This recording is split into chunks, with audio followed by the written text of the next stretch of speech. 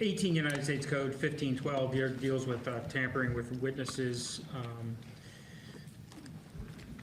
Did you identify any violations of 18 USC 1512? We did not bring any charges. And did you allege that he violated any terms of his release? We did not.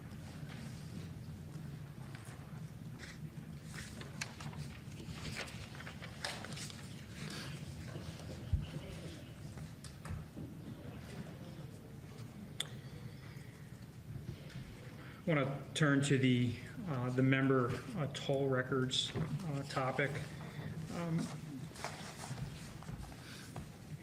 What's the difference between a subpoena for toll records and a 2703D order?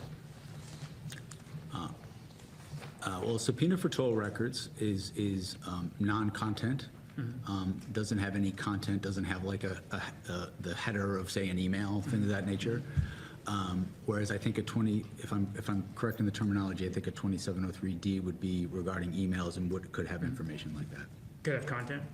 Well, at least again, this is my recollection. I haven't looked at this issue in some time, but I think it means it's not content, but it could at least have, say, the header like of the message, like not the content of the message, but it might include the header. Did you use any 2703D orders on members of Congress or senators or their staff? I do not recall that at this time. Did you use any pen registers? Like, maybe just walk us through what a pen register is and trap and trace. Yeah, my understanding or my recollection is a pen register or trap and trace is a thing where you're watching who someone's calling going forward. Like, so, if there was a trap and trace on my phone, it would see going forward from today who I called. And a pen register, I'm mixing up the terminology, but one is like calls in and the other one's calls out. Okay. And did you use any of those techniques on members of Congress, senators, or their staff? I don't recall anything like that. Okay. And when you say you don't recall, you think the answer is no, but you don't.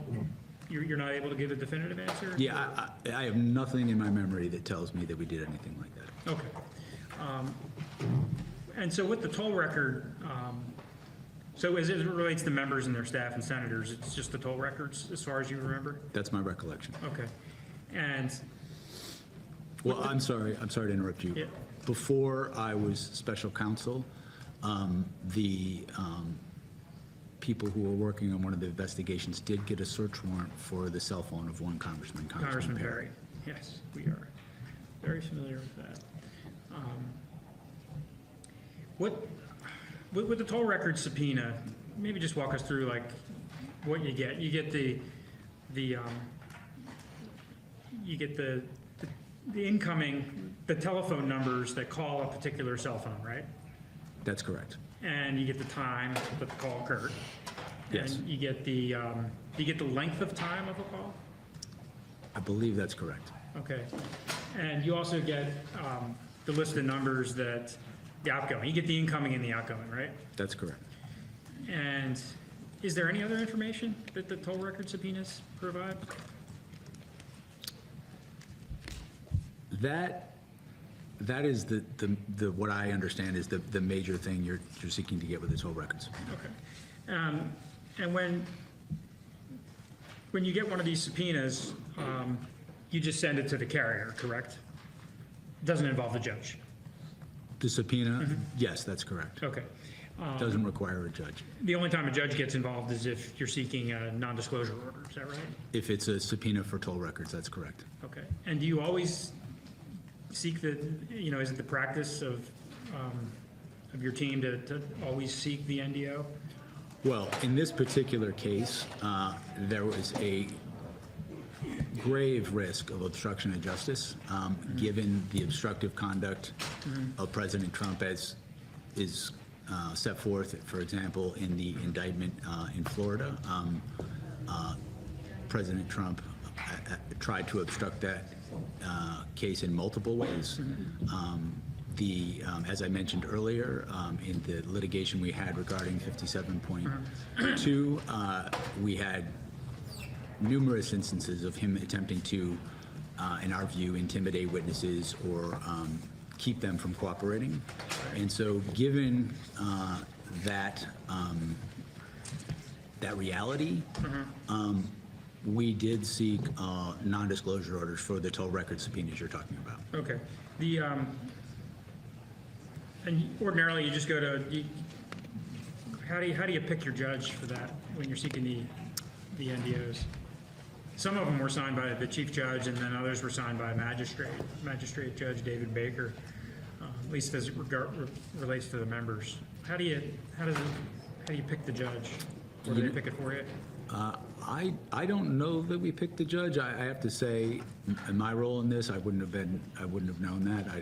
I don't know that even a prosecutor can pick the judge, but I don't know what local practice in Washington D.C. would be on that. I mean, sometimes I think Boasberg signed the NDOs for the senators, and then as it related to Speaker McCarthy and some of our members on the Judiciary Committee, it was the Magistrate Judge David Baker. And so you don't have any idea why the...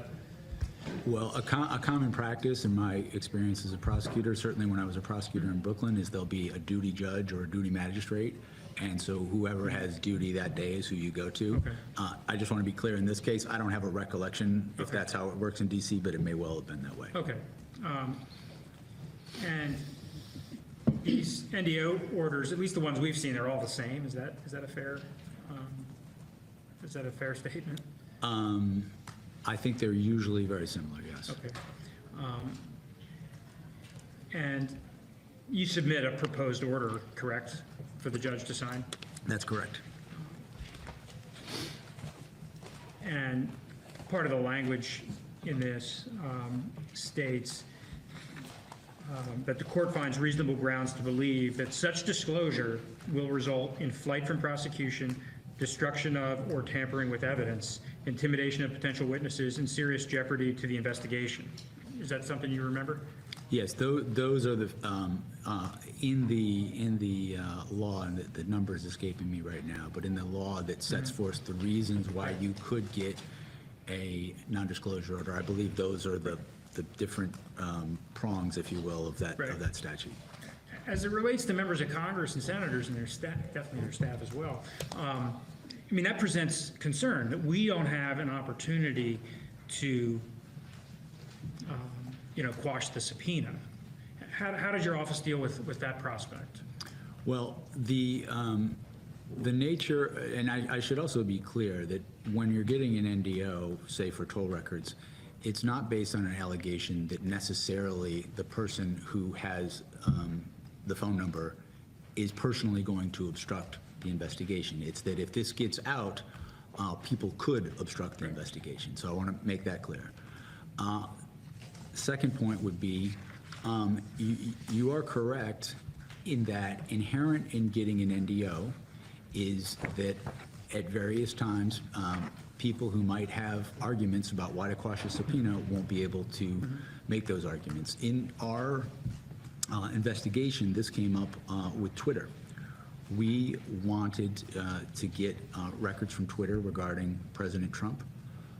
Twitter, and we applied for an NDO from the judge. Twitter refused to provide the records unless they could tell President Trump about that. And so we had litigation with this in the district court. The district court agreed that there are situations, and there was that Twitter argued that President Trump should be able to assert executive privilege over the records we wanted. And as a result of that litigation, the district court found that it was proper of us, given the level of obstruction in this case, to get that NDO.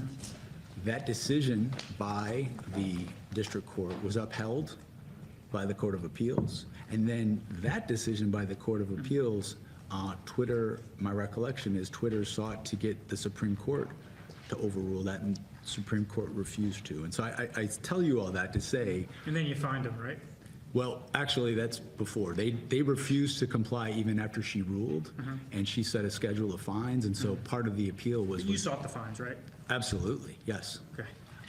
But the point of telling you that was that inherent in an NDO is it may be that certain arguments about why a subpoena should be quashed can't be made. So that happens, and I think there's a parallel in those situations. When it comes to members of Congress, though, there are, the speech or debate protections, which you totally sidestep. I mean, the toll records provide enormous, valuable information because it shows who a member of Congress, who a senator is taking calls from, and who they're calling.